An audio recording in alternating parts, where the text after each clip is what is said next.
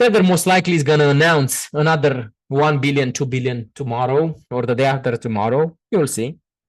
Or this week. Let's just be super humble. I don't know if it's going to be tomorrow or the day after tomorrow, but I guess until Sunday, we're going to see at least $1 more billion being printed by Tether. And until the end of December, going towards 145. This is my target for them, based on the numbers that I saw being printed in November, $15 billion. So the demand is very big. I see the inflows in Bitcoin, and also now they started also the inflows on Ethereum. So I think that this is extremely bullish. And again, USDT dominance, USDT market cap going higher with USDT dominance going lower. This is extremely bullish. Now, if you remember these levels, you can check the other AMAs. It's absolutely phenomenal how accurate this 3.78 area is. Very, very accurate. So now we were dropping for 1, 2, 3, 4, 5 weeks. Maybe this is even some profit taking from some investors. No idea. But as you can see from here, this is an area where we usually bounce. So I'm not surprised to see this. Ichi? Bearish on weekly shifters. So the only reason why this correction can continue, and this is just a correction, this is just a pullback. Look what happens here. You can see the weekly Ichimoku was, and it's still turning flat.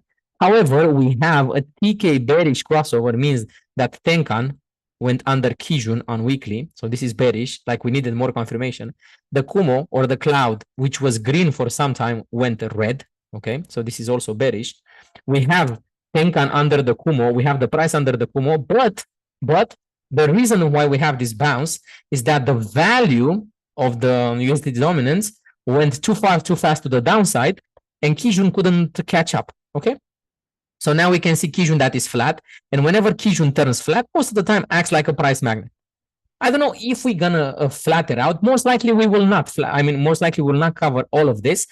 We can still go a little bit higher, maybe this week, maybe the next week. Once I'm gonna see this going under, and I'm gonna see that this is stopping, believe me, I'm gonna take some crazy trades. Like, I'm gonna be again extremely bullish. For now, how many conditions we have how many conditions we have met? We have 3 out of 4, right? Because we have the price under the Kumo, under the Tenkan, under the Kijun. We have the Kumo being red, and we have also the lagging span. And this is again another very bearish indicator.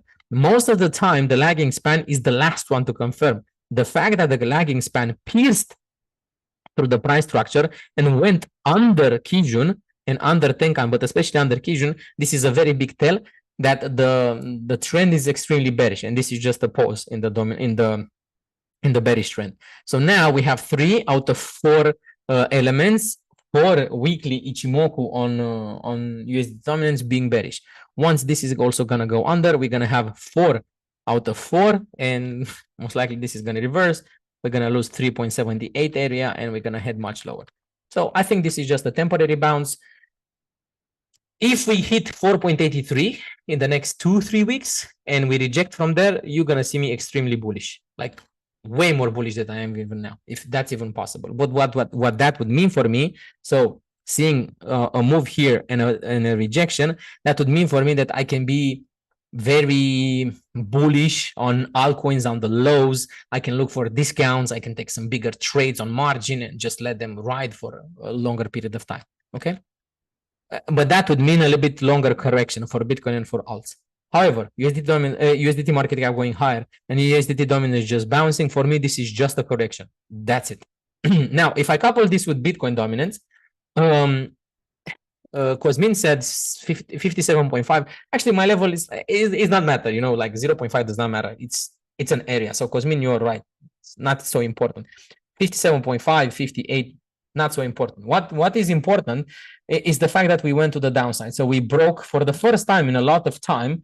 We kind of broke, we broke this bullish structure on Bitcoin dominance. Please don't forget that this is correlated with the dynamics, like the flows from USDT inflows to the crypto space, which are going towards Bitcoin and the other altcoins, coupled with the bearish USDT dominance. And now the final piece of the bullish puzzle comes from here.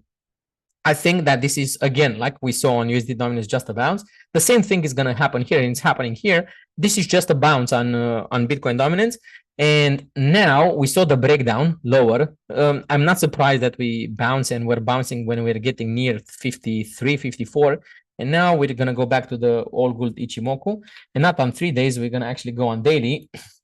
And we can see basically the same thing that I was telling you with USDT dominance and covering the gap between the value, the current value in Kijun. So whenever we see this comes from Ichimoku trading. Whenever and now we have 4 out of 4, by the way, here shifters. Actually, we had 3 out of 4, but we had 4 out of 4 yesterday.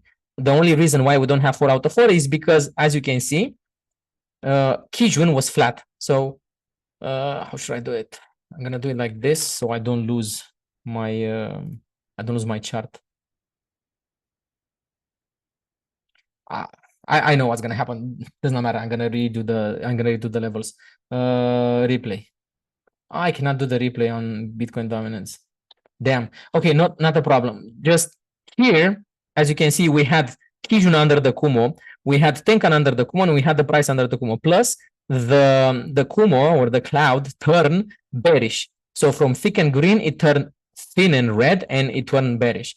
So before yesterday, we had 4 out of 4 bearish elements, but the value of Bitcoin dominance went too fast, too much to the downside, and Kijun from in the daily Ichimoku could not keep up with the value. So we had the delta. So we had the difference between the value, the daily value of Bitcoin dominance and Kijun. And whenever that happens, Kijun turns flat and acts like a price magnet. And we can see this thesis once more time happen.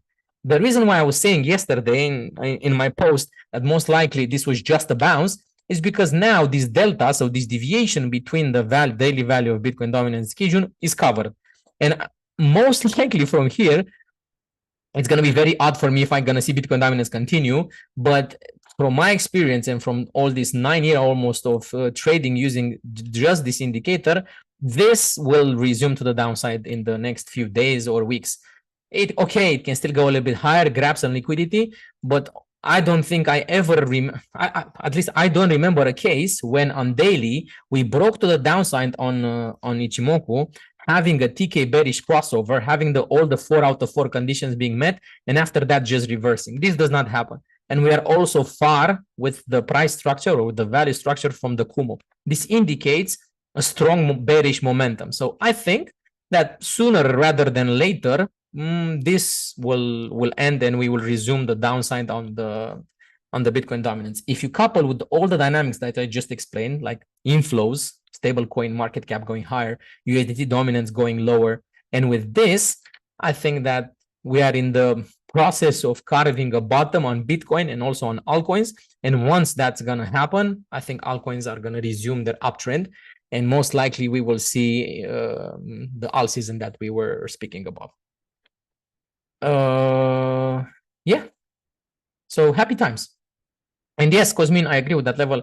57.5, 58 does not matter. I think this is what is important. And most likely, if we reject from here, once we're going to get back under 56, I think it's again kumbaya for the altcoins and they're going to fly.